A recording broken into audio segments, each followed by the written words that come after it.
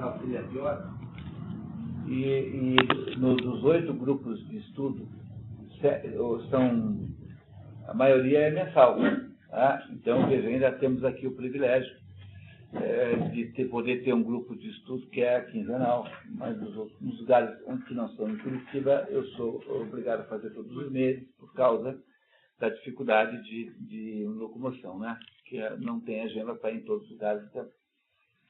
Então, o livro que nós estamos lendo chama-se Ética Nicômaco, dependendo do autor, ele traduz por Ética Nicômacos, e no fundo não tem fórmula melhor, porque as duas formas são igualmente boas.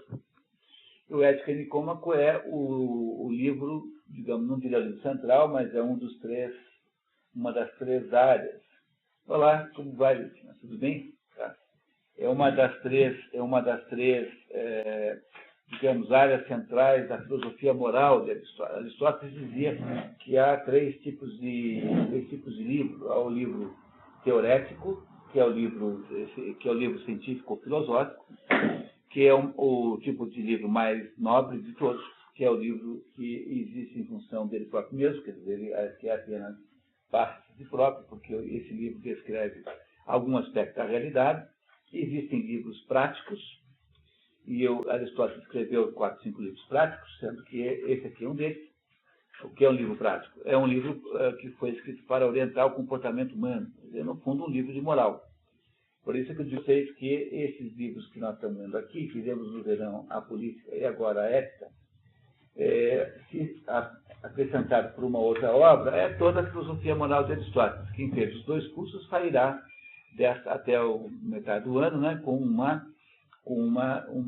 temos feito um passeio básico pela filosofia moral de Aristóteles, porque também tem dentro do livro, também tem outro capítulo, também tem outro aspecto que é a economia. A economia, para Aristóteles, está associada com a filosofia moral.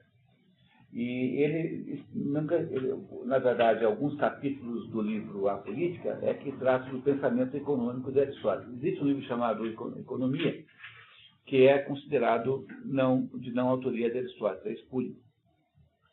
Há um outro livro chamado Ética Eudêmica, que é um rascunho desse aqui. Portanto, ler esse aqui e ler o outro também, não há necessidade de ler os 2. E existem aí fragmentos de obras éticas. Na prática, esse livro aqui é a política, os 2 juntos fazem a obra moral de Aristóteles. Há um terceiro tipo de livro, que é o livro poético no sentido de fazer, né? Poesia é criação. Poesia vem de criação. Mas poesia, para Aristóteles, é todo o livro que lida com os assuntos do ponto de vista prático de construção. Um manual de jardinagem é um livro poético. Aristóteles nunca escreveu nenhum livro assim. E há um 4º conjunto de obras de Aristóteles, que são as obras de natureza introdutória, aquilo que nós chamamos hoje em dia de órgão. Órgão não foi uma expressão que Aristóteles deu, mas é o conjunto de obras, 5 ou 6 livros, que são os livros de lógica, os livros de analítica, ou seja, os livros que estabelecem os instrumentos com os quais o pesquisador trabalha. Então, esse livro aqui é um livro de filosofia prática, quer dizer, é um livro de moral. E o livro de moral, o Ética Nicômaco, começa dizendo assim: afinal de contas, nós temos que começar toda essa conversa lembrando que tudo que o ser humano faz tem um sentido. Tudo que o ser humano faz é a procura do bem. Essa afirmação não é demonstrada no livro, porque para Aristóteles essa é uma afirmação axiomática. É alguma coisa da qual se deve partir sem debater. Não é necessário debater isso, porque é autoexplicativo.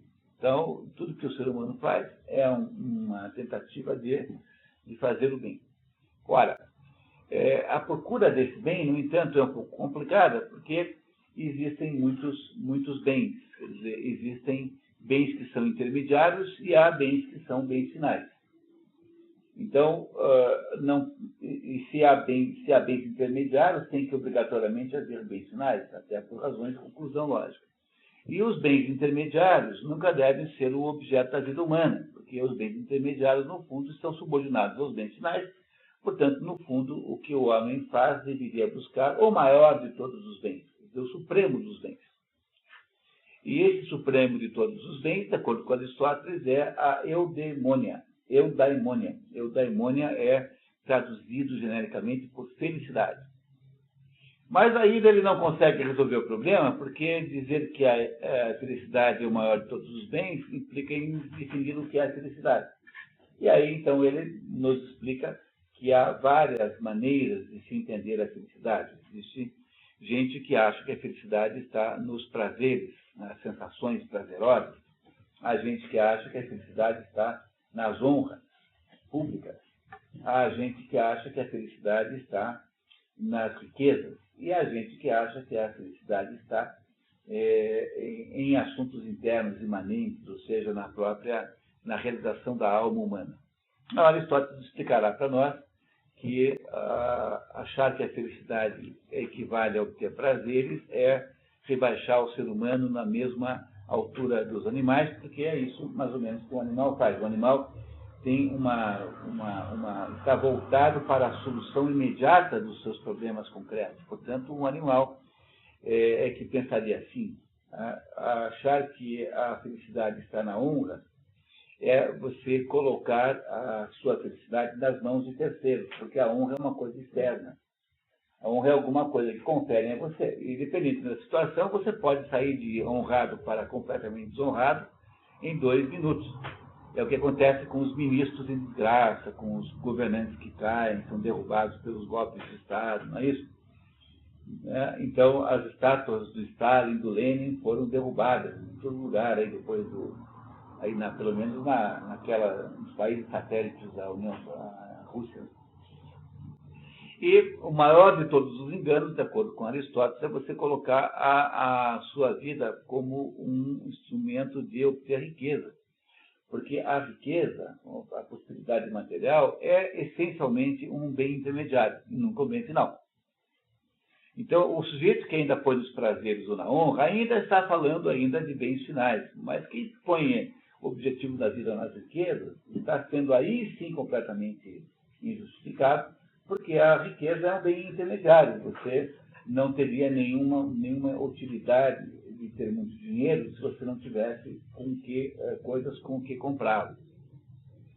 Não é isso? Portanto, de todos os enganos, o engano mais triste, o mais triste e mais assim, lamentável, é o engano de você imaginar que a sua vida deve estar voltada para bens intermediários, portanto, para a riqueza. Logo, se a verdadeira felicidade não é a felicidade do prazer físico, do prazer sensorial, se não é a honra, e muito menos a riqueza, então onde é que está a verdadeira felicidade? Reparem, aqueles que já conhecem a teoria das 4 castas, que essas 3 tipos de felicidades que eu descrevi agora são as 3 felicidades típicas das 3 categorias, 3 castas, que estão abaixo da bramânica. O Sudra, a 4ª casta, tecnicamente, só vê a felicidade nos prazeres sensoriais, ou seja, só vê o seu corpo como dimensão especial. A casta econômica vê a felicidade no enriquecimento. A casta guerreira, que é a 2ª, vê a felicidade na honra. Enquanto a casta bramânica, a qual pertence a Aristóteles, é que vê a felicidade na alma. Então, embora Aristóteles não tenha estado explicado assim, o que eu estou fazendo é fazendo essa analogia entre essa argumentação aristotélica sobre qual será a verdadeira felicidade, mostrando que os 4 tipos de argumentação sobre felicidade dependem, são 4 tipos que estão também representando aí as 4 castas. Logo, Aristóteles conclui que a única felicidade verdadeira é a felicidade da alma. Ou seja, o que é? É a felicidade, não é isso? É a ação da felicidade da alma segundo a razão. A atividade da alma segundo a razão. Porque, como é que ele chega a essa conclusão? Assim, então, precisamos encontrar felicidade em outro lugar que não nos honraria prazeres e dinheiro, nós precisamos encontrar felicidade em alguma coisa que só pertence ao homem, quer dizer, só o homem é capaz de fazer. Do mesmo modo que a água encontra a felicidade, no sentido grego da palavra, né? Não no sentido do baú da felicidade. Né? Então, a água só encontra a felicidade molhando, né? O fogo só encontra a felicidade queimando. Imaginaram como seria desanimador um fogo que não queimasse? Como isso representaria um fracasso ontológico para o fogo, porque o fogo não poderia de fato existir. É igual. Assim, não é possível não ser assim. E essa razão pela qual Sócrates não toca fugir na véspera da sua morte, seria um fracasso terrível para um filósofo fugir naquela hora. Não pode, tem que assumir. Não é possível não fazer assim.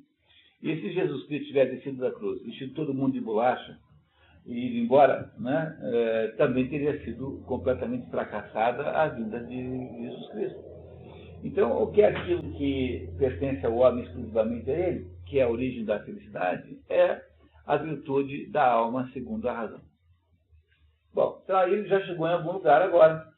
E ele, para ir desse lugar em diante, ele diz assim, bom, mas então já que estamos concordes até agora, eu preciso então explicar o que é a alma. E o que é a alma, afinal de contas? A alma é uma expressão que para um grego equivale, em grego significa chamada de psique. Psique é a alma em grego. Né?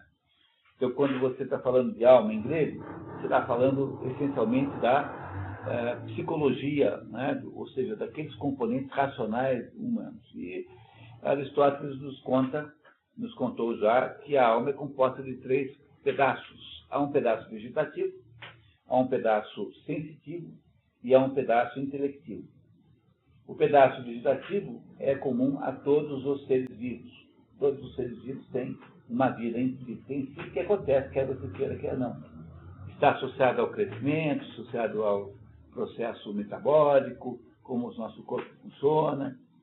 O pedaço sensitivo está associado com as emoções e com as sensações. Está associado com aquele conjunto de coisas que está ligado de uma maneira ou outra à vontade. E há, finalmente, o pedaço intelectivo. Esse pedaço intelectivo é exclusivamente humano e há, obviamente, virtudes associadas a ele. Não é? Essas virtudes serão discutidas mais tarde na obra. Ainda não será discutido hoje isso, aí na sequência da obra. Mas o que ele está interessado mesmo é nos aspectos sensitivos. Diz assim, olha, como uma pessoa é capaz de ser mais violenta ou menos violenta, como uma pessoa é capaz de ter mais vaidade ou menos vaidade, mais ódio, ou seja, todas as emoções humanas têm graduações e variam de pessoa para pessoa. Ora, se isso é assim, essas emoções humanas devem, de alguma maneira ou de outra, ser controladas pela razão. Ou seja, se a alma vegetativa, o pedaço da alma vegetativa, não é de modo nenhum controlado pela razão, porque até as formigas têm, elas não têm razão nenhuma, ou seja, ela é completamente autônoma, o pedaço da alma que é sensitivo pode ser controlado pela razão, sim. Portanto, se ele pode ser controlado pela razão, esse pedaço pode exibir virtudes próprias. É por isso que daqui para frente Aristóteles se dedicará a falar das virtudes humanas. E as virtudes humanas são ou de natureza associada à alma sensitiva ou associada à alma intelectiva.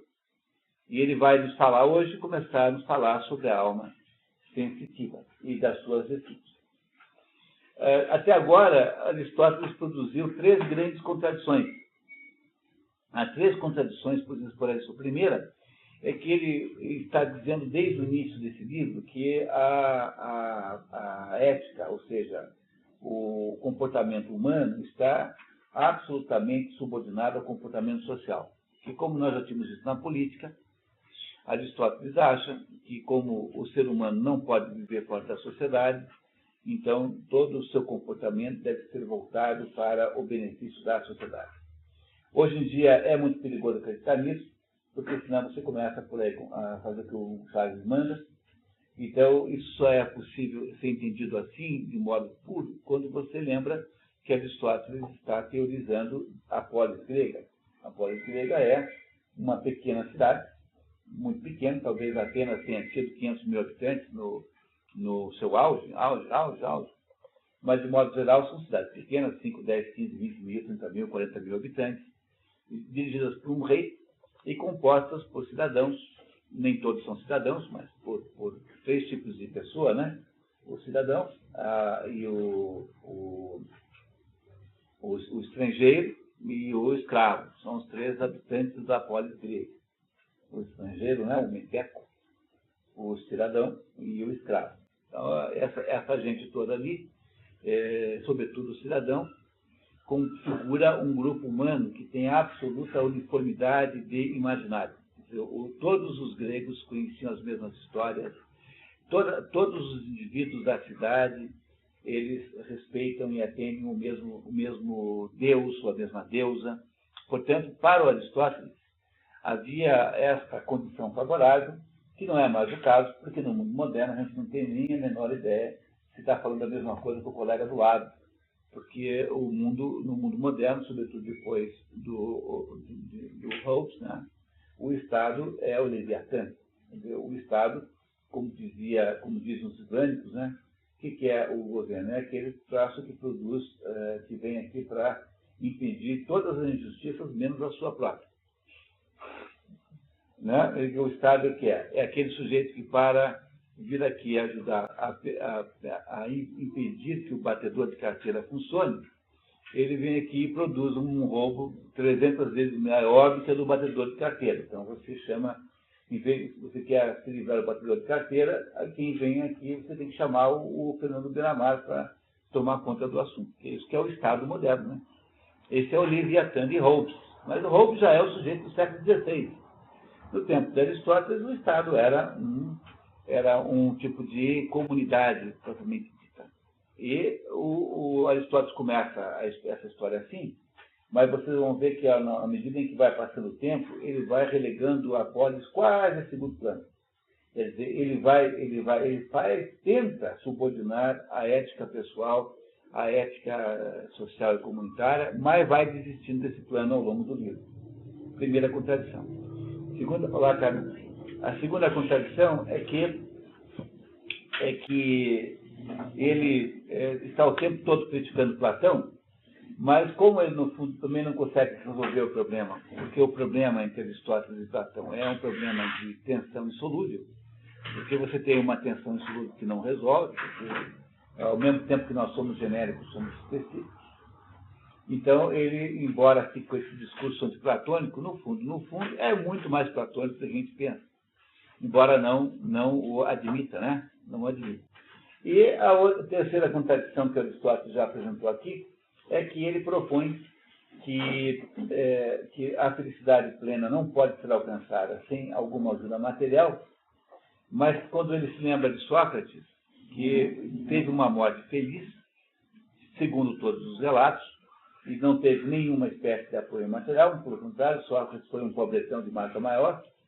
Ele, então, acaba lá admitindo, num certo momento, que nem a pior das penúrias conseguirá destruir o espírito de um homem. Quer dizer, isso significa que, no fundo, ele também não sabe resolver esse problema. Então, ele fica com esse discurso de que tanto faz, mas não, que tem que ter ajuda, mas ele, no fundo, sabe que não precisa. Porque o Sócrates é um exemplo concreto na vida de Aristóteles e sabe que Sócrates não precisou de nenhuma ajuda externa para poder ser um homem feliz.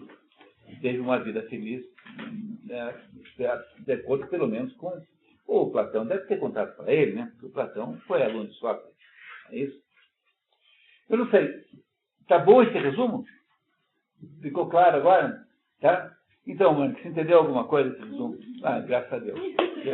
Foi para você que eu fiz esse resumo, que a Mônica está chegando hoje no primeiro dia. Aí voltamos aqui ao nosso livrinho, então. Né? Nós estamos no livro 2, é isso? No início do livro 2? Na página 66? 7. Eu estava vindo no carro, a Rose ligou e disse que o pai dela está muito mal. Ela nos contou, ela nos avisou. A Roseli, nossa colega aqui, com o pai dela lá doente em São Paulo. Né? Tá, muito obrigado. Tá? Então, se vocês puderem, né, na página... Vamos ao livro 2. O plano de aula de hoje é conseguir ler o livro 2 inteiro na aula de hoje, porque ele é um livro, é um capítulo importante, mas ele me parece assim, que seja possível do seu ponto de vista prático. Assim. Tá certo? Vamos lá, então? Olá, Cristiane. Tudo bem? Temos algum voluntário para ler? Quem gostaria de ler o número 2? Livro 2. Sendo a virtude como vimos. Você que, se você puder, se você ler bem, fico feliz. Tá? Se eu cansar, eu quero... Tá bem, ótimo. Então a Carmen está proibida de ler no segundo tempo, tá? Tá bom? Daí vamos ter que arrumar um outro voluntário. Pode ler. Sendo a virtude, como vimos, de dois tipos, nomeadamente intelectual e moral, a intelectual é majoritariamente tanto produzida quanto ampliada pela instrução, exigindo, consequentemente, experiência em si. Ao passo que a virtude moral ou ética é o produto do hábito, sendo seu nome derivado, com uma ligeira variação das formas dessas palavras. Pode ler embaixo, por favor. Ou seja, ethos, hábito, que apresenta em relação a ethos, uma ligeira variação morfológica e alternância de E. Essa letra tem outro nome grego, né? É Y. É isso? É, Epsilon. Epsilon. Não, Epsilon, tá? E a outra? E a outra é... já vou lembrar, tá? É quase certo que se trata de vocábulos fúnebres. Muito bem, é o nome da... Qual é a diferença da pronúncia de ethos, né? É isso, essa variação. São palavras com gêneros de mesmo nascimento que têm variação apenas na pronúncia. Na verdade, é a origem da palavra ética. Ética, né? A ética é a expressão... É bom aproveitar já e fazer as confusões renentes a respeito disso, né? A palavra ethos e moral é a mesma palavra. Mores é costume em latim. Mores. E ethos é hábito, costume em grego. Na prática, são diferentes, porque nós chamamos, né, filosoficamente falando, você chama de mores, moral, os assuntos ligados ao comportamento humano prático, e ética é a parte da filosofia que estuda a moral. Então, enquanto na moral existe um interesse nos assuntos práticos, concretos, a ética é uma disciplina filosófica. Então, a ética estuda todos os aspectos ligados ao comportamento humano, no sentido não psicológico, tá? Porque isso aqui não é psicologia, né? Ou seja, no sentido axiológico, no sentido de valores humanos. É isso que faz. Então, o que acontece na prática é que a moral, portanto, é uma disciplina extremamente prática. É o que Aristóteles nos disse genialmente nesse primeiro trecho, dizendo o seguinte, que para você desenvolver a virtude intelectual, você precisa de professor. Né? Porque repararam, né? A alma tem 3 pedaços. A alma vegetativa é um pedaço que não interessa, porque ela é comum a todos os seres vivos, que é um pedaço da alma humana ou da vida biológica que é autônomo, que é crescer, né, excretar, metabolizar, que são os processos, digamos assim, biológicos, né, que sempre existem. Então, a parte da alma vegetativa não interessa. A alma sensitiva, que é a alma associada às emoções, essa sim, essa tem a possibilidade de intermediação humana, portanto, ela pode ser alvo de virtude, porque a outra não. Quer dizer, ninguém é virtuoso ou não porque cresceu ou não cresceu. Né? Você não vai dizer, olha, meu filho, parabéns, você cresceu 2 centímetros. Você fala isso porque você está fazendo com o seu filho uma coisa de brincadeira, mas, no fundo, ninguém merece parabéns porque cresceu 1 centímetro de um mês para o outro, né? Criança, por exemplo. Então, no entanto, se existe possibilidade de graduar as emoções, ou seja, você pode ser menos ou menos iracundo, menos ou menos violento, então é sinal de que as emoções que pertencem à alma sensitiva podem também ser virtuosas, são sujeitas à ideia de virtude. E, por último, o pedaço da alma racional, que esse sim, esse é totalmente associado à virtude. Portanto, dizer assim, como eu tenho dois pedaços da alma que são suscetíveis de aplicação do conceito de virtude, portanto, que são moduláveis e são controláveis pelo sujeito, então eu tenho dois conjuntos de virtudes. As virtudes ligadas à parte sensitiva e as virtudes ligadas à parte intelectiva. Então, ele começou dizendo, olha, a virtude intelectual, tá? Temos a virtude intelectual e moral. Então, a intelectual é majoritariamente tanto produzida quanto ampliada pela instrução. Se você quer obter virtude intelectual, vai estudar. E a virtude moral, não. A virtude moral não precisa estudar. Ela se adquire pelo hábito. Quer dizer, você sendo generoso, você terá a virtude da generosidade.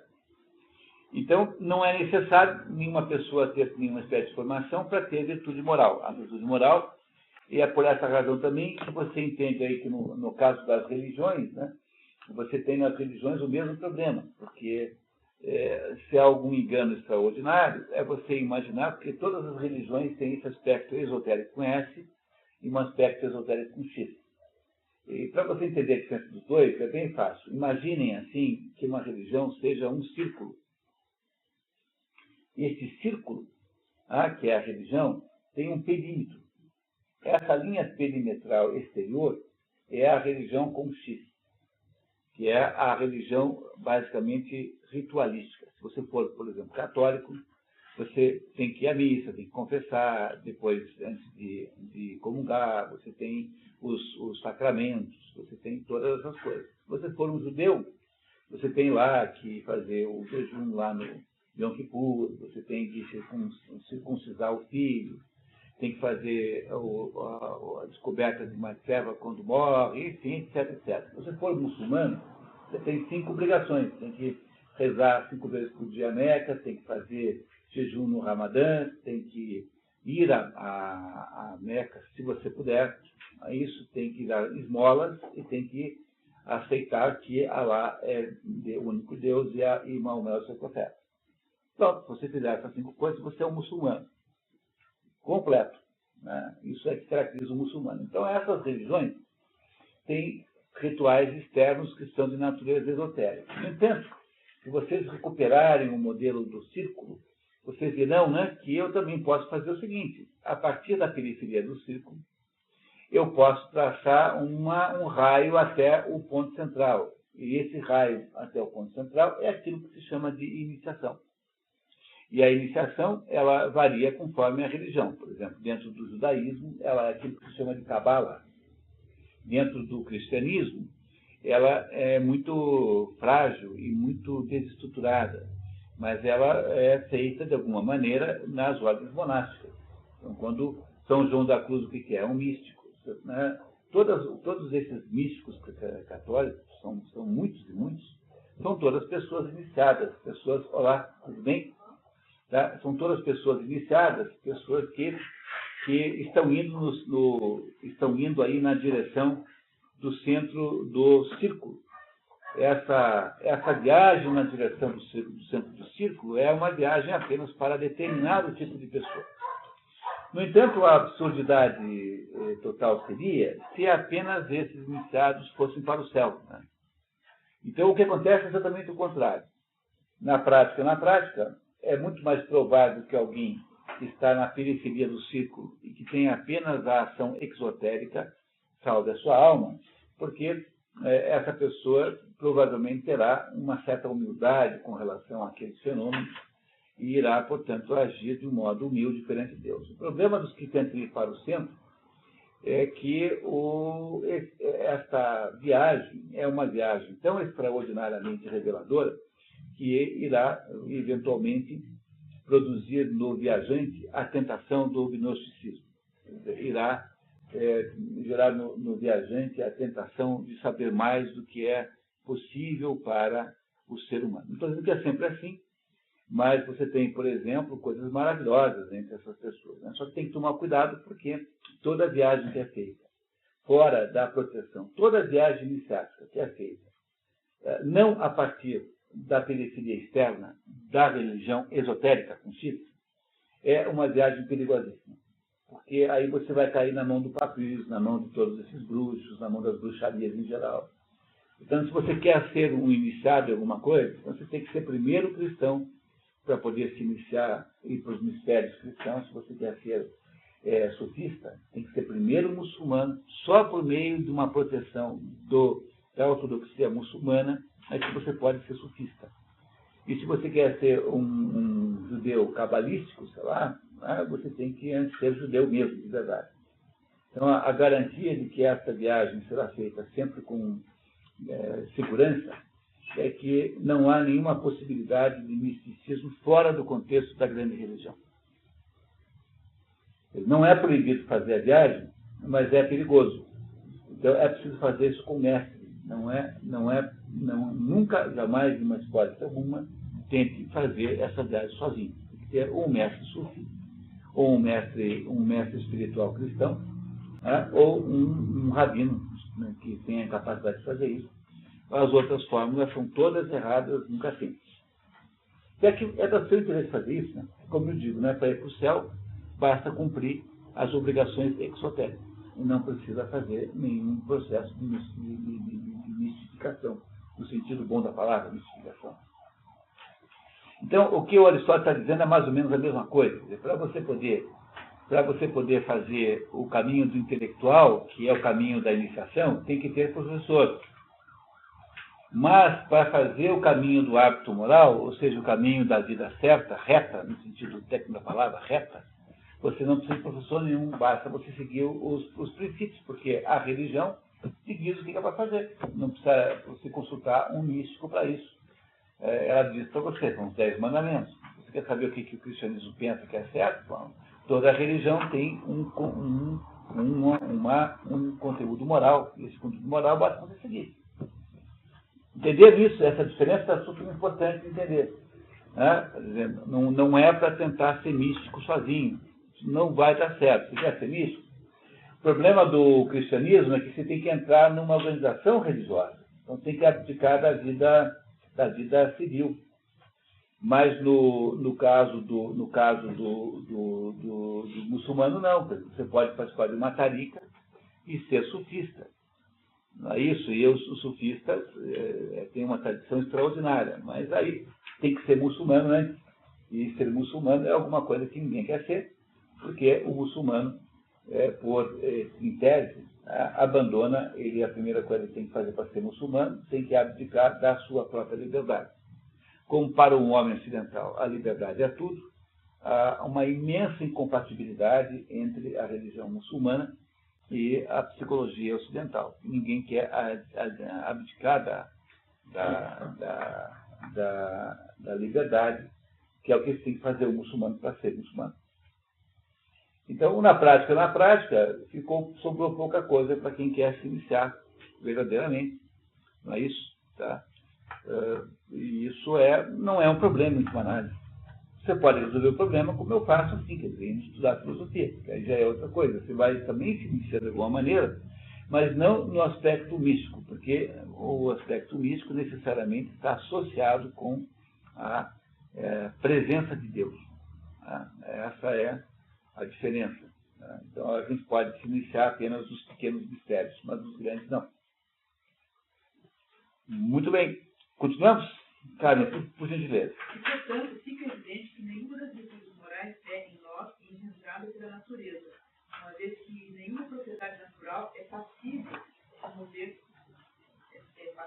de ser alterada pelo ato. Porque se você pode ficar melhor ou pior, claro, se fosse natural não poderia, porque ninguém consegue aumentar e diminuir o nariz, a não ser o Pinóquio. Né? Uma pessoa normal não consegue dizer, olha meu nariz, vai crescer. Tá, entendeu? Como a gente não consegue modificar aquilo que a natureza produziu. Então, os hábitos morais não são estabelecidos pela natureza. Por quê? Porque você pode mudá-los, pode aumentá-los, modificá-los. Né? É isso. Por exemplo, é da natureza da pedra mover-se para baixo, sendo impossível treiná-la para que se mova para cima. Ainda que se nos pudéssemos atentar treiná-la e fazê-la avançando, fazê-lo lançando-a para cima ao ar 10.000 vezes. Nem pode o fogo ser treinado no dedo para baixo, e tampouco qualquer outra coisa que naturalmente se comporta de uma maneira ser treinada de modo a adquirir um hábito para comportar-se de outra maneira. As virtudes, portanto, não são geradas em nós, nem através da natureza, nem contra a natureza.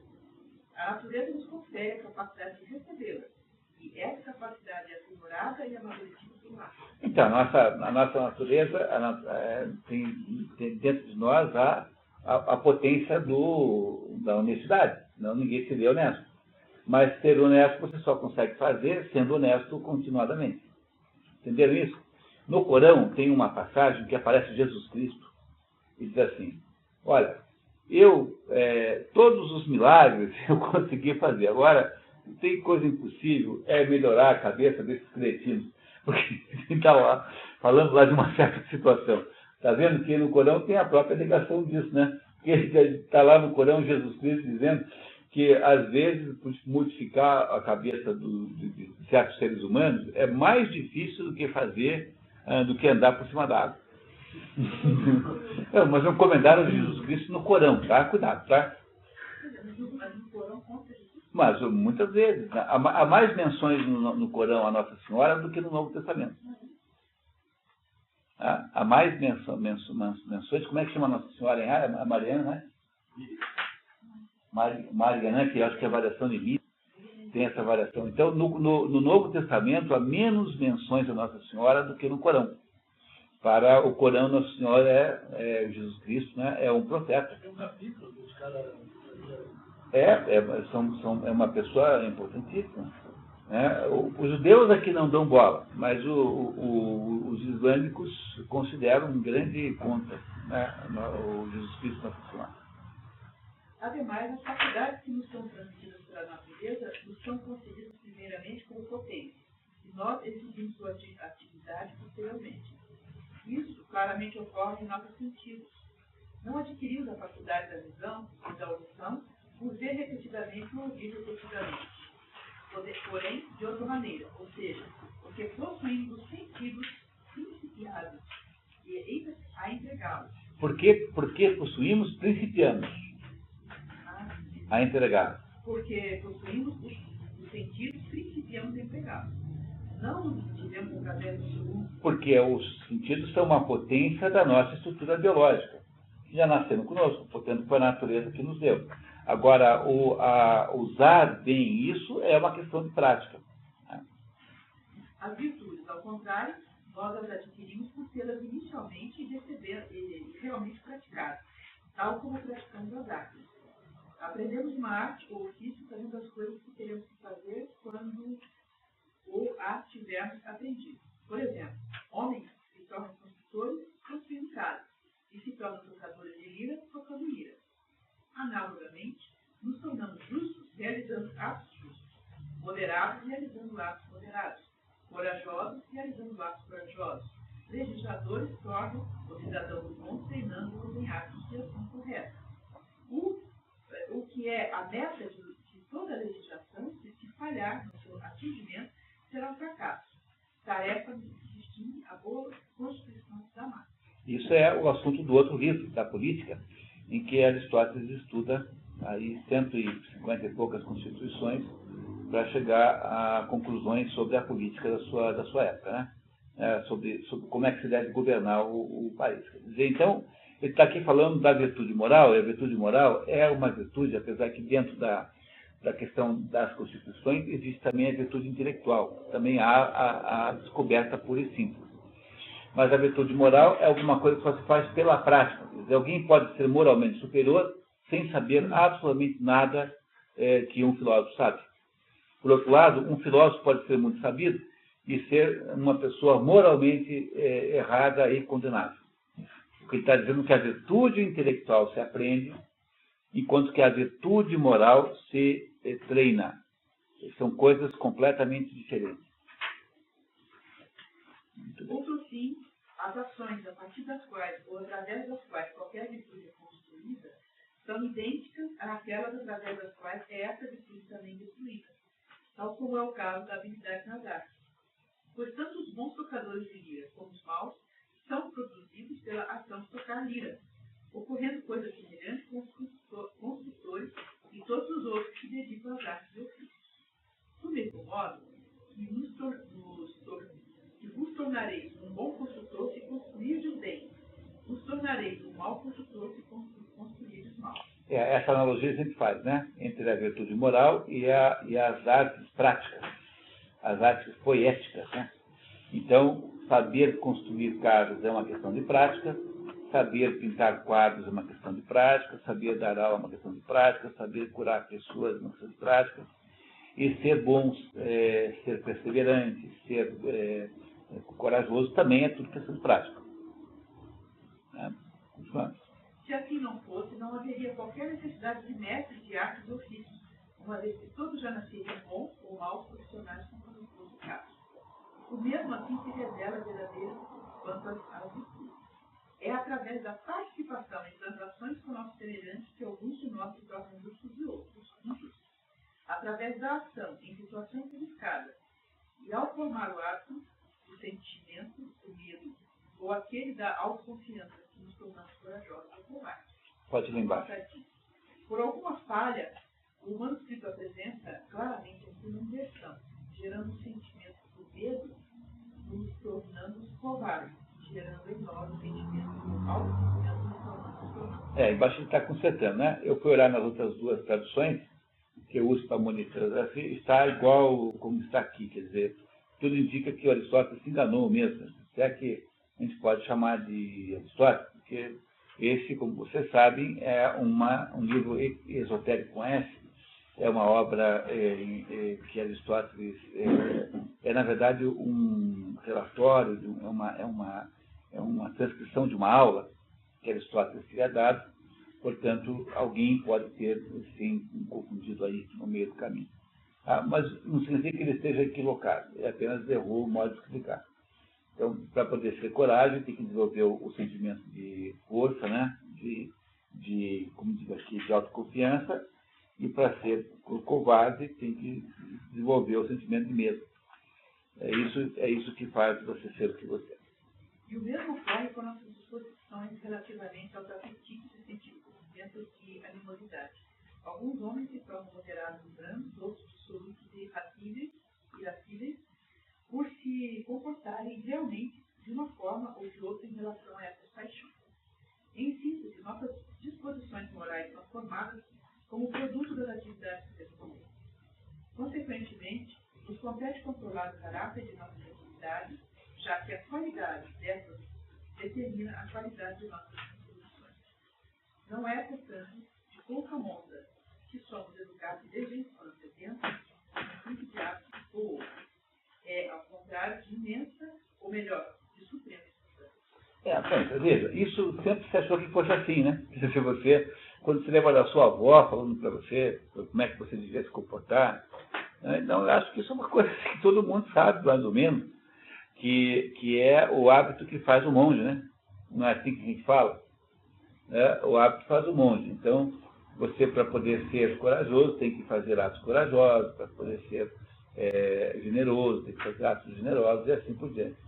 Isso impede que a pessoa exista numa espécie de mundo desiderativo. Então, o sujeito quer ser generoso, mas nunca fazem um ato generoso. Então, ele tem uma generosidade de discurso, assim, que é o problema, por exemplo, quando você encontra esses tipos por aí que se autodenominam humanistas. O humanista é uma desgraça, porque é o sujeito que só é humanista no genérico. Ele tem uma proposição genérica, ele acha assim, que a concepção que ele tem do mundo é de ser humanista, gostar da humanidade. Mas ele não é capaz, se ele não for capaz de atos humanos verdadeiros, concretos, ele vira aquele plano discursador pelo humanismo e que dá o pontapé no primeiro pobre que encontra na rua. Porque ele não consegue conceber o humanismo em indivíduos reais.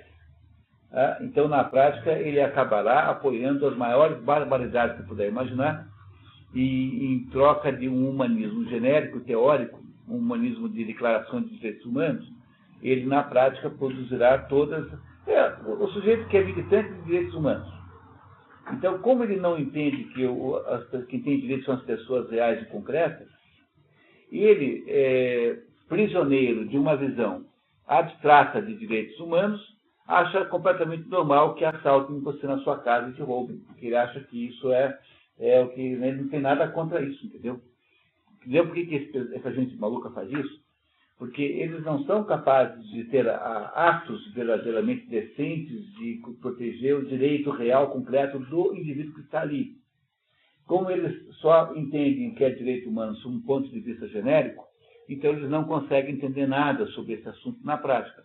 É o mesmo defeito do fulano que fica o tempo todo aí fazendo o proselitismo da ideia de que o que salvará o Brasil é a educação. Pois esse sujeito que é defensor da educação genericamente é o maior inimigo da educação que possa existir. Porque é aquele fulano que vai apoiar a educação genericamente falando, e porque então ele só pensa genericamente, ele nunca vai lembrar que quem precisa ser educado é o Joãozinho e a Mariazinha. E o Joãozinho e a Mariazinha não existem na prática, porque ele está preocupado com o conceito genérico de educação, e na verdade não faz educação nenhuma, só produz ensino e muito ruim. Então, essa ideia, né, que está aqui implícita ajuda a entender um pouquinho da nossa falta de juízo, né, do mundo contemporâneo, que é isso que nós vemos aí com clareza, que é a paixão pelos nomes, a paixão pelos títulos. Mas na prática o que interessa é o ato concreto que você faz é o ato que interessa. Então, o sujeito não é humanista, mas ele não mata ninguém nem deixa morrer. E não apoia nenhum ataque a ninguém preciso. O outro é o sujeito que ama a humanidade, mas ele é que põe o nazismo lá. Ele que põe lá o socialismo, que quer fazer a engenharia dos outros, é ele que gera a desgraça toda. Entendeu? No entanto, ele parece, assim, uma pessoa maravilhosa. Então, esse tipo de picaretagem intelectual está aí campeando, aí à solta, aí, como vocês não imaginam. Muito bem, muito obrigado. Temos algum outro voluntário para o número 2? Não, Carmen. Então, tá bem. Considerando que o presente estudo, diferentemente dos outros ramos da filosofia, Aristóteles classifica os ramos da filosofia como, para ele, a ciência, em duas grandes categorias: as ciências teóricas e especulativas, como a física, a metafísica, a psicologia, as matemáticas, etc., e as ciências práticas, domínios do conhecimento em que se acham a ética e a política. As artes pertencem a uma terceira categoria de conhecimento, denominada ocasionalmente por ele ciência produtiva, ou ética. E há também a quarta categoria, que, embora ele não tenha dito assim, na prática ele separa, que é a categoria das obras introdutórias, que são aquelas obras chamadas órgão em português. Órgão significa instrumento. O que é o órgão? Quer dizer, é um tipo de conhecimento que não é nem teórico, não é, portanto, uma descoberta sobre o modo como os peixes respiram. Que é tipicamente um conhecimento teórico. É você descobrir alguma coisa sobre a natureza, sobre a sociedade humana, sobre o que for. Não é um conhecimento de natureza prática, ou seja, não ensina você a viver melhor, como é um livro de ética, e é um conhecimento sobre como fazer alguma coisa concreta, que é a poética. Também não é. Então, o que é? É um instrumento de raciocínio. O órgão não é uma metodologia de tratar o assunto. Isso aqui é órgão. Então, há 4 grupos de obras diferentes em Aristóteles. Nós estamos aqui falando da obra do segundo tipo. Aristóteles não escreveu obras poéticas. A poética de Aristóteles é um livro científico, é um livro sobre a literatura, portanto, do primeiro grupo. Tá? Tem também um pouco do segundo grupo, que ele, de alguma maneira ou outra, dá conselhos práticos, mas é, sobretudo, uma dissecação do que seja a literatura. Então, ele fez a tragédia e não fez a comédia. E a comédia parece que não fez, que não é que se perdeu, parece que não deu tempo. Por isso, toda vez que eu encontro algum espírita, eu fico torcendo para ele ter razão, para Aristóteles, uma hora dessas. Podia até usar como instrumento, não toparia, né? Que pudesse escrever a comédia aí, e que pudesse ser alguma coisa mais séria do que apenas o fulano lá, o Gaspareto, falando um monte de besteira. Então, imagino que nós temos direito a pedir aos espíritas que eles melhorem um pouco a qualidade média desse material que é, né, aí, né, transposto para o nosso mundo. Continuamos. Eu tenho um objetivo prático. Já que não estamos pesquisando a natureza da virtude a fim de conhecer essa natureza, mas a fim de podermos nos tornar bons, sem que nossa investigação seja inútil. É necessário, consequentemente, que encaminhemos nossa investigação para o âmbito da conduta e indaguemos como agir corretamente, uma vez que nossas ações, como asseveramos, determinam a qualidade de nossa vida. A palavra disposição é muito importante, já vai ser explicada por quê, tá? Então, faço um sinalzinho nela. Ele reparou que ele disse, né, que ele não está querendo descobrir qual é a estrutura da virtude, mas ele está querendo nos ensinar como sermos mais virtuosos. Por isso aqui esse é um livro prático. Agora, é claro também que você sabe que não é possível separar essas duas coisas assim, como se não pudesse ter alguma contaminação uma na outra. Então, para poder saber como é que deve se agir, é preciso alguma teoria sobre o modo como se age. Ele aqui, no fundo, esse livro, portanto, tem conteúdos científicos também.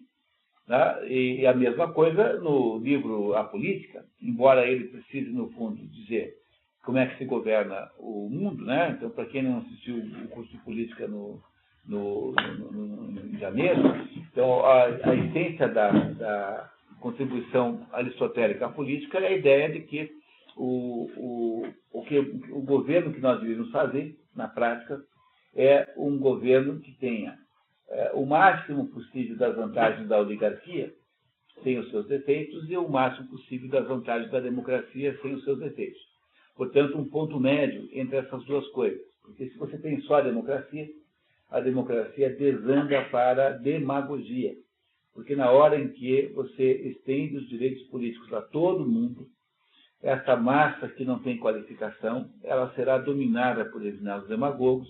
Esses demagogos, então, irão produzir um caos enorme, porque ele irá jogar a maioria contra a minoria, e ao produzir o caos, aparecerá um sujeito armado, que é o tirano, que vai organizar o negócio e parar com a briga.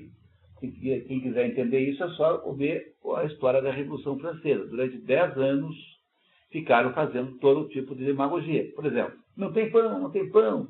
Tem pão por quê? Porque houve uma frustração agrícola. Ah, mas é culpa dos padeiros. É, dos padeiros, vamos pegar os padeiros. Aí saía todo mundo em Paris, né, matando os padeiros. Durante 10 anos fizeram isso. 10 anos fazendo isso. Até que um belo dia chega um sujeito chamado Napoleão Bonaparte, que é um sujeito tirânico, fala assim, acabou a farra. Pronto. Primeiro sujeito que agora disser isso eu mato. E Napoleão Bonaparte assumiu o poder, acabou com aquela coisa toda.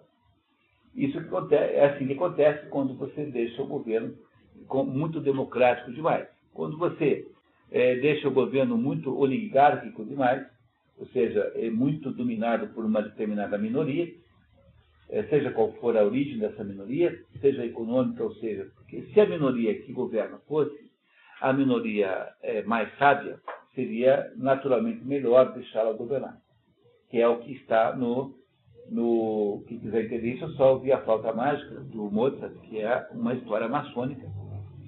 O Sarrasco é aquele chefe da maçonaria que dirige todos os assuntos, né? É o Sarrasco que está conduzindo as ações ali. E o Sarrasco representa um grupo de sábios, que são aqueles anciãos. Mas como então, o problema é que você não pode garantir que essa oligarquia será mais sábia que os outros, então deixá-la com muito poder significa que ela irá se tiranizar aos poucos e eternizando-se a si mesma. Ela vai querer o terceiro mandato, depois o quarto, depois o quinto, depois o sexto. Compreenderam, né, o que acontece? Então, Aristóteles diz assim, olha, então o jeito de governar um país é você ter um regime político que seja o meio termo entre a democracia e a oligarquia. Porque aí você impede que a oligarquia fique muito poderosa e torne-se tirânica, e você impede que a democracia torne-se em demagogia e chame o tirano, e a tirania de todos os governos é o pior. E você chegará a ela, seja por um lado ou seja pelo outro. No fundo, o que Aristóteles está nos dizendo na política? Como é que a gente deve governar os nossos países. Mas é claro que para poder chegar a esse conselho prático, não é isso? Ele foi estudar 156, 157 constituições, das quais apenas um estudo sobrou, chamado Constituição de Atenas, que você consegue comprar em português. Ele, então, fez um estudo científico, que não fez sozinho, ele mandava os alunos fazer isso, né? O liceu aristotélico era um tipo de super pós-graduação, assim. Mas os alunos eram uma grande equipe de pesquisa, um pesquisava pernilongos, outros pesquisava... isso mesmo, ele foi inventando todas as ciências humanas, biológicas assim. Então, vamos pesquisar as aves. Ficava um lá só estudando aves. E o Alexandre Magno, que tinha sido seu aluno, quando encontrava um animal estranho, naquelas viagens lá pela Pérsia, mandava engaiolar o bichinho e mandar para o Aristóteles. Foi o Aristóteles que montou em Atenas o primeiro jardim zoológico da história. O primeiro jardim botânico também, ele mantinha um estoque de animais sob observação. Então, para poder estudar como governar um país, ele foi estudar os diversos países que eram, na prática, aquelas cidades-estado gregas, quase só exemplos gregos, em volta de Atenas. Entenderam isso? Quer dizer, o fato de que ele nos está dando conselhos morais aqui não impede que, em um dado momento e outro, Aristóteles faça alguma digressão científica sobre aquilo que sustenta o seu conselho moral. Compreenderam isso? Agora, por que é que ele chama esse livro de livro prático? Porque o objetivo central desse livro não é produzir a teoria da psicologia humana, mas é produzir um aconselhamento prático de como é que nós devemos agir a partir desse minuto mesmo em que nós estamos falando aqui. Compreenderam? Por que é que esse é um livro prático, embora tenha componentes teóricos, é mais um livro prático do que teórico? Por essa razão. Ora, a fórmula, agir de acordo com a razão justa, é um princípio comum e pode ser tomada como a base de nossa discussão. Nos ocuparemos dessa fórmula mais tarde. É o livro 6, tá? No livro 6. Consideraremos tanto dele. Mas estabelecemos de antemão como ponto de consenso que toda a teoria da conduta se limitará a um delineamento a um sistema preciso, em consonância com a regra que formulamos no início, a saber que as teorias filosóficas devem ser apenas requisitadas na medida de sua explícita correspondência aos seus objetivos de estudo. Viram só? Não foi o que eu acabei de dizer? É dizer, já que nós não vamos aqui estudar filosoficamente, com pormenores, a conduta humana, então só nos interessa a teoria na medida em que ela puder orientar o nosso raciocínio prático. Então, o que ele está dizendo aqui é que esse não é um livro de teoria psicológica, não é um livro de teoria do comportamento humano, mas é um livro prático, um livro para orientar a vida. Não há nada testável ou invariável em torno de matérias relativas à conduta e à conveniência, não mais do que em torno de matérias de saúde. E se isso for verdadeiro, a teoria geral da ética, ainda menos possível será a precisão rigorosa ao se tratar casos particulares de conduta, visto que estes não se enquadram em nenhum conjunto de preceitos da ciência, ou mesmo de uma tradição profissional, tendo os próprios agentes de julgar o que ajunta as circunstâncias de cada possibilidade, tal como é o caso da arte, da medicina ou da navegação. Mas, embora a discussão que se segue seja dessa feita necessariamente inexata, devemos empreender o máximo empenho dessa tarefa. O que ele falou? Diz que, no caso da ciência moral, funciona também como o caso da ciência médica. Embora para ter uma estrutura, um conjunto de referências científicas, na prática, cada doente tem um jeito diferente. Na prática, há um conjunto complexo, isso, de sintomas, os pacientes agem de modo diferente. Então, você sempre terá variações nas diversas soluções morais que podem ser dadas ao problema. Então, o que acontece na prática é muito simples de entender. A natureza do problema moral é uma natureza individual. Porque o que é um problema moral? O problema moral é uma bifurcação da vontade. Uma bifurcação da vontade é aquela dúvida que o ser humano tem, só ele tem, se deve ou não fazer alguma coisa. Deve aceitar ou não, fazer ou não. Então, a dúvida moral é a dúvida típica de quem está pensando em furar o sinal vermelho. É claro que a dúvida entre furar ou não o sinal vermelho é uma dúvida pequena, pode ter consequências graves, né? Mas ela é uma dúvida pequena e corriqueira, não parece ser muito complexa, mas imagine todo o conjunto de dúvidas que o ser humano tem na vida. Será que eu denuncio uma falcatrua que eu descobri aqui na firma, na qual está envolvido o meu melhor amigo, que é também compadre, por padrinho dos meus filhos? Como é que você resolve isso? Não é isso? Se eu fizer isso, acontece aquilo. Então, toda vez que você se depara com situações como essa, em que a decisão é difícil, você está frente ao fenômeno moral. O fenômeno moral é isso. O resto é tudo secundário. Portanto, o fenômeno moral, né, a decisão moral, não é alguma coisa que o mundo impõe para você. Uma das maneiras de você escapar do dilema moral é dizer que, no fundo, há um falso problema, que é o mundo que quer que seja assim. Porque não haveria nenhuma possibilidade de imposição externa de alguma coisa se não houvesse antes a possibilidade da culpa. Porque o tribunal interno é o mais poderoso de todos. Todo ser humano é caracterizado por isso. Ele não sabe o que fazer. Nós somos o único ser vivo que tem dúvida sobre o que fazer. Os outros não têm a menor dúvida. Portanto, como cada vez que acontece o fenômeno moral, ele acontece no âmbito de um indivíduo específico, com circunstâncias completamente próprias, então ele é certamente um problema muito difícil. O conjunto das soluções morais é muito difícil de enquadrar em leis gerais, porque ele varia muito conforme a casuística. É isso que ele acabou de dizer aqui. Essa é a ideia. No caso da navegação também, porque para cada tipo de vento, cada tipo de mar, cada tipo de situação, você tem um determinado tipo de navegação. Para cada tipo de doente, tem um caso de terapia, assim por diante. Continuamos. Cabe, por favor. Em primeiro lugar, temos que observar que as qualidades morais são de tal modo constituídas e são destruídas pelo excesso e pela deficiência, como percebemos no caso do vigor e saúde do corpo, pois para lograr esclarecimento acerca de coisas invisíveis é preciso utilizar a evidência de coisas visíveis.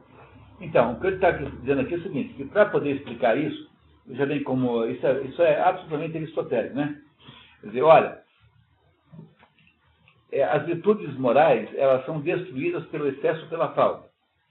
Já que ele está querendo nos ensinar a ser virtuosos, não é isso que Aristóteles quer fazer? Ele quer nos ensinar a ser virtuosos, não é isso? Então, primeira regra geral, você deixa de ser virtuoso pelo excesso ou pela falta. Mas como isso parece um pouquinho abstrato, né, então ele diz assim, bom, então vamos comparar isso com o corpo, porque no corpo é a mesma coisa. Então, se você não comer nada, você morre. Se você comer 12 quilos de picanha hoje no jantar, morre também.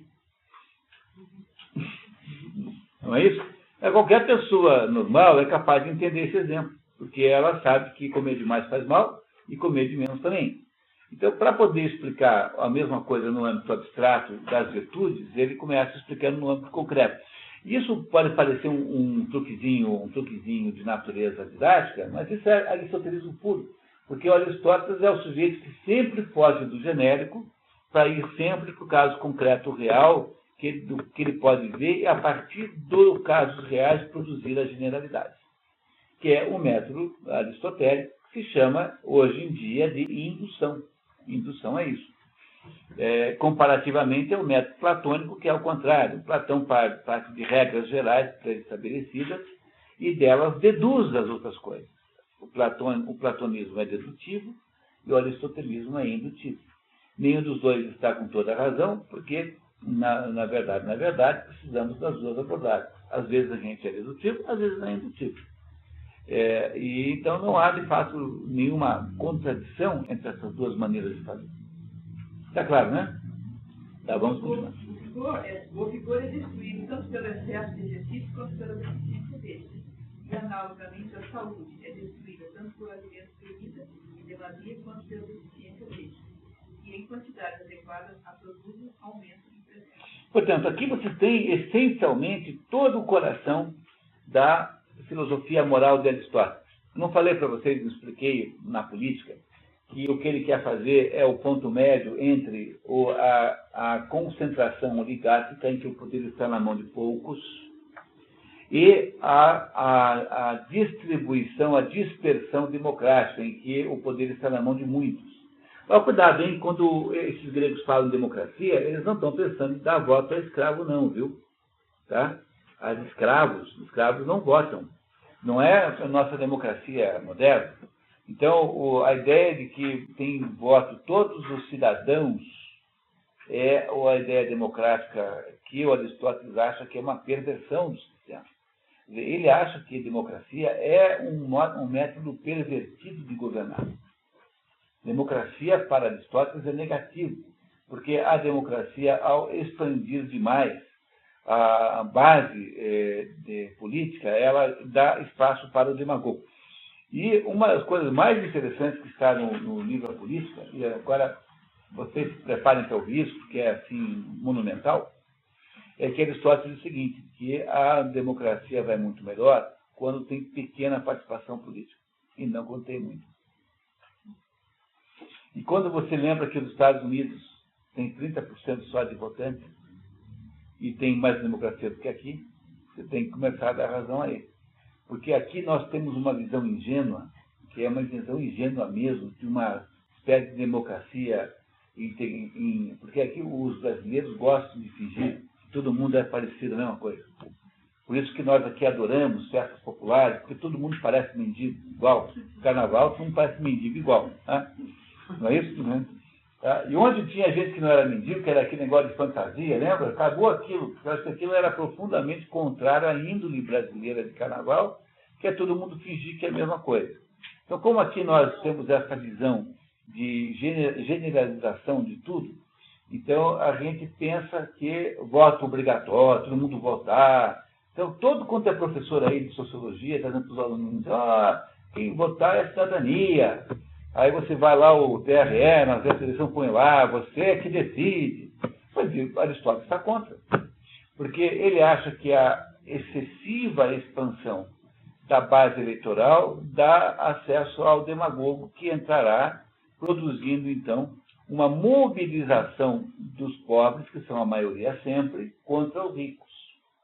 E essa mobilização irá gerar uma perseguição aos ricos, ou pelo menos aqueles que têm algum patrimônio, e essa perseguição irá desembocar numa tirania. Porque vem alguém e manda parar. Vem alguém armado e manda parar. No caso de 64, foi exatamente isso que aconteceu. Quer dizer, o presidente da República estava fazendo comício no Rio de Janeiro, né, a favor da perseguição aos ricos, ele pessoalmente. Alguém vai parar, uma hora não vai dar certo. Então, o Aristóteles acha que para governar bem um país é preciso encontrar um meio termo. O meio termo entre duas grandes possibilidades, pervertidas, que é a democracia, em que estende o voto a todos sem nenhum critério, porque é preciso mesclar, é preciso temperar o voto com algumas determinadas condições que não são coletivas. Por exemplo, ele só diz assim, para que você para que não aconteça isso, nunca remunere o cargo público. Se você não remunerar o cargo público, os pobres que precisam trabalhar não vão querer ser deputado, senador e governante. Então, quem irá ser governante, deputado e senador são os membros da oligarquia, que são oligarquia econômica, nesse caso, tem algum dinheiro. Então, você faz um sistema mais inteligente assim, porque a probabilidade do Estado virar emprego é nula. Então, se você faz o contrário, você tem ideia, você acha que o PT, depois de passar tanto, vai querer sair dessa mamata, 30, 40 mil pessoas ganhando 6, 7 mil por mês? Você acha que esse pessoal quer largar isso? Nunca mais vão tentar, nunca mais, farão tudo o que você puder imaginar de arbitrariedade para nunca mais perder isso. Quer dizer, isso é o que eles mandavam não fazer. Assim, olha, cargo público não pode ser remunerado. Porque aí você põe a oligarca para dirigir e o povo vota. Todo mundo vota, mas nem todo mundo pode ser governante. O que Aristóteles estava perseguindo eram fórmulas que pudessem estar no meio, entre esses dois extremos que são igualmente errados. Entenderam isso? E agora está dizendo a mesma coisa aqui. Quer dizer, no fundo, o princípio que dirige o pensamento aqui nesse livro também é um princípio da política. Os dois livros são no mesmo assunto. Que o problema da virtude é que ela sempre está no meio. E essa expressão é a expressão mais popular da filosofia aristotélica. Todo mundo repete isso, né? A virtude está no meio. Então, quando tem duas pessoas brigando, você automaticamente pensa que se você diminuir um pouquinho, né, cada lado chega no meio, que é onde está a verdade. Né? A verdade está entre os dois, e nunca nos extremos. Desse modo que ele irá construir agora uma metodologia de vida. Como é que é a metodologia de vida? Ficar sempre no meio termo.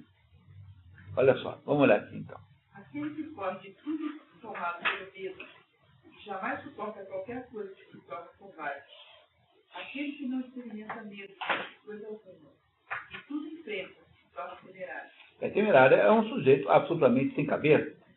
Aquele sujeito que quer enfrentar o exército inteiro sozinho. Então, tanto um quanto o outro é errado. Tanto faz errado você ser covarde, não brigar, e também ser suicida também é burrice. É isso? Quer dizer, onde é que está a coragem? A coragem está entre esses dois extremos. De maneira análoga, aquele que cede a todos os prazeres e não se contém diante de nenhum, se converte num libertino, enquanto aquele que se afasta sobre os prazeres culpados de virtude se torna o que pode ser qualificado como um indivíduo. Assim, a temperança e a coragem são destruídas pelo excesso e pela deficiência e preservadas pela observância. Mediania, que é chamado, de modo geral, na Aristóteles, de justo meio. Tá? O justo meio. Entender isso? Quer dizer, como é que você faz para ter uma vida moralmente certa, já que ele está querendo que nós sejamos virtuosos? No que diz respeito às nossas habilidades intelectuais, temos que aprender com filosofia, com ele. Outra coisa, ele não chegou nesse assunto ainda, vai chegar, né? Por enquanto, está falando da virtude da alma sensitiva, que é o pedaço da alma que, embora seja de alguma maneira corpóreo, ele se aproxima, está subordinado, é sensível à razão. Então, ele está falando apenas do pedaço da alma que nós podemos moderar, modular, né? Moderar. E a base da moderação, o que é? É procurar o meio entre dois extremos que são igualmente errados. É claro que ele está falando sempre de coisas que são boas em si. Ele não está falando de honestidade. Não é isso? Ele nunca está falando de coisas que são más em si. Como é que eu posso ser moderado em ser trapaceiro? Não dá. Porque ser trapaceiro é uma condição moral ilegítima em qualquer extensão, em qualquer grau de densidade. Né? Ser trapaceiro é sempre ruim. Seja pouco trapaceiro ou muito trapaceiro. Então eu não posso aplicar esse critério à palavra trapaceiro, aos defeitos humanos, só às virtudes. Bom, mas isso ele vai nos explicar, tá? Continuamos. Carmen, por favor. Mas não apenas são as virtudes que são geradas quando comentadas por um lado e destruídas pelo outro a partir e através das tentações, como também encontram seus benefícios das tentações. É o que ocorre claramente com as outras qualidades mais visíveis, como a força corporal, pois a força é produzida ingerindo-se muito alimento e empreendendo muito esforço, como também é o homem forte que será capaz de comer muito alimento e suportar muito esforço. O mesmo ocorre com a censura. Tornamos-nos moderados, nos abstendo dos prazeres e ao mesmo tempo estamos melhor capacitados a nos abster dos prazeres quando nos tornamos moderados. Coisa idêntica acontece com a coragem. Tornamos-nos corajosos, nos treinando o desprezo e resistência aos terrores e estaremos melhor capacitados a resistir aos terrores quando tivermos nos tornado corajosos. Então, está claro, né? Está fácil de entender esse texto hoje, né? Está bem fácil. Vamos parar um pouquinho e tomar um café, pessoal? São 8h30. Daí voltamos daqui a 10 minutos. Que tal? Tá? Então vamos lá. Agora está aí, André está aí, André não veio, Bruno está aí, Cristiano não veio, Eliane não veio hoje.